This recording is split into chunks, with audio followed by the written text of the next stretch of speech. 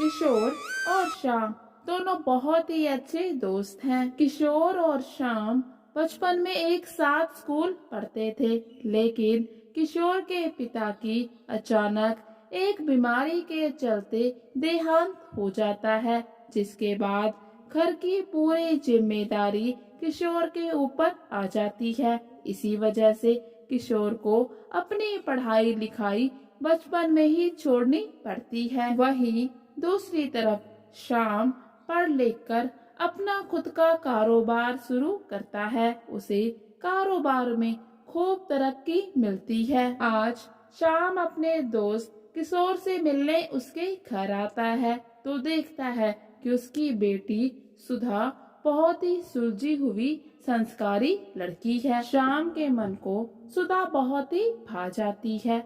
वो सोचने लगता है, इतनी संस्कारी लड़की अगर घर में बहू बनकर आ जाए तो कितना अच्छा होगा। श्याम किशोर से कहता है, दोस्त किशोर, क्यों ना हम अपनी दोस्ती को रिश्तेदारी में बदल दे। मुझे तुम्हारी बेटी सुधा अपने बेटे रमेश के लिए बहुत ज्यादा पसंद आ गई है। श्याम अपनी पत्नी और बेटों को बिना बताए सुधा से उसका रिश्ता पक्का कर देता है और फिर कुछ ही समय के बाद सुधा और रमेश की शादी हो जाती है। सुधा अब श्याम के घर में बहू बनकर आ गई है। श्याम इस बात से बहुत खुश है कि सुधा जैसी संस्कारी लड़की उनके घर में बहू बनकर आई है, लेकिन रमेश और उसकी माँ रमा इस बात से बिल्कुल भी खुश नहीं होते, क्योंकि वो एक बड़े अमीर घर की लड़की को बहू बनाकर लेके आना चाहते थे। और फिर धीरे धीरे नई बहू से मिलने नाते रिश्तेदार और पड़ोस की औरतें आना शुरू हो जाती हैं। और फिर एक दिन रमेश की बुआ सुधा को देखने के लिए आती है।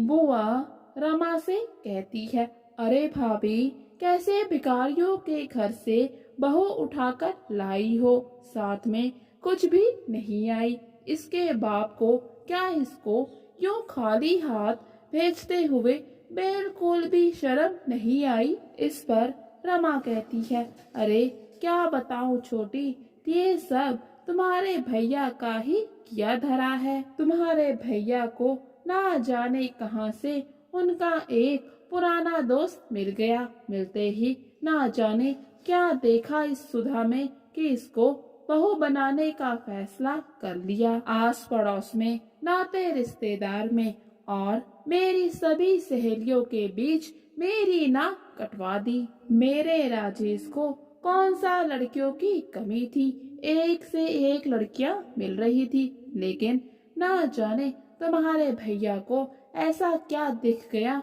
इस सुधा में जो इसको उठाकर यहाँ ले आए। ये सब बातें सुधा भी सुन लेती है। सुधा अपनी सासू माँ की बातों से बहुत दुखी होती है।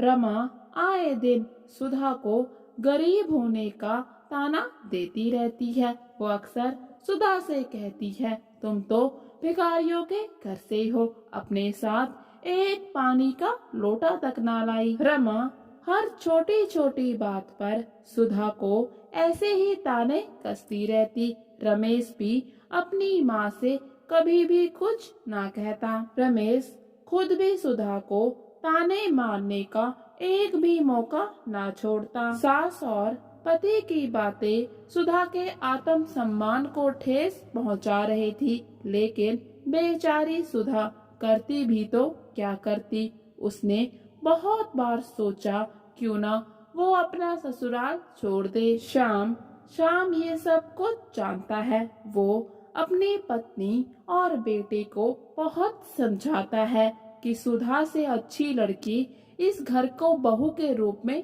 नहीं मिल सकती। उन्होंने सुधा के गुणों को देखकर उसे रमेश के लिए पसंद किया है। वो अपनी पत्नी और बेटे को बहुत समझाता है कि सुधा का इस तरह से अपमान ना करे, लेकिन दोनों ही माँ बेटे अपनी हरकतें नहीं सुधारते। वो लगातार सुधा को ताने देते रहते हैं। सुधा को अपने ससुराल में अपने ससुर के अलावा कोई भी अपना ना लगता। उसे सब कुछ पराया पराया सा लगता। सुधा के ससुराल में उसे पूछने वाला शाम के सिवा कोई नहीं था।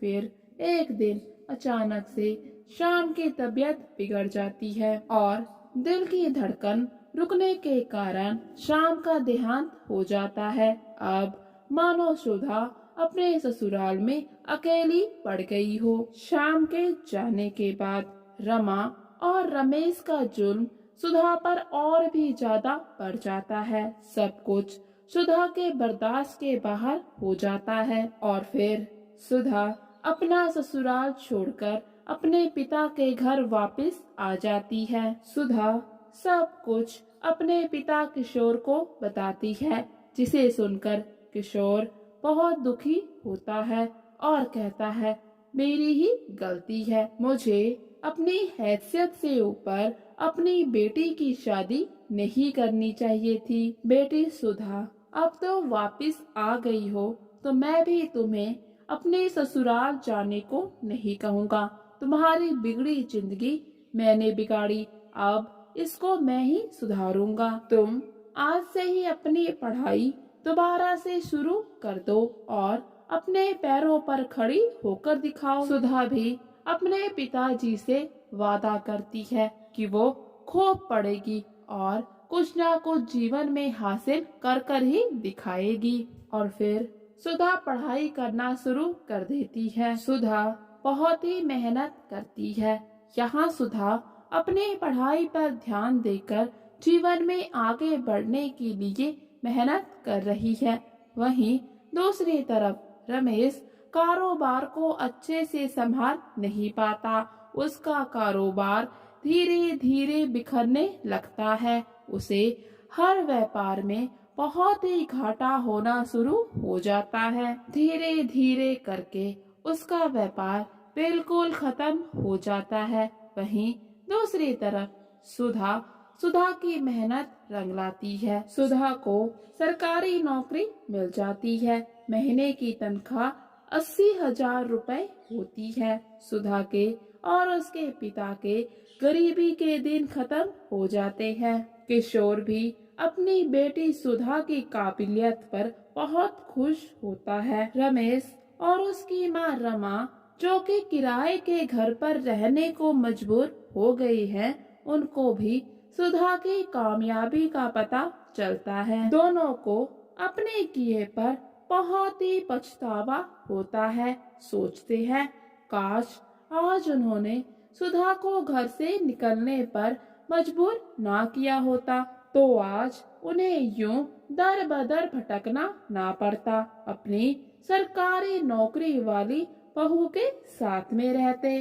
और फिर रमा और रमेश सुधा के पास जाकर उससे माफी मांगते हैं। सुधा दोनों की बातें बहुत ही शांति से सुनती है। उसके बाद सुधा कहती है, मैंने आप दोनों को माफ किया, लेकिन मैं आपके साथ घर वापस नहीं आऊंगी, क्योंकि आज आप उस गरीब सुधा के पास नहीं बल्कि सरकारी नौकरी वाली सुधा के पास माफी मांगने आए हैं। अगर मैं आज भी वैसे ही गरीब होती तो आप मेरे पास वापस कभी ना आते। किशोर भी रमेश और रमा को वहाँ से जाने के लिए कह देता है और फिर किशोर और सुधा राजी खुशी से रहना शुरू कर देते हैं। कुछ समय के बाद किशोर एक बहुत ही अच्छा पढ़ा लिखा समझदार लड़का देखकर सुधा की एक बार फिर से शादी कर देता है। सुधा भी अपनी इस नई शादी से बहुत खुश होती है।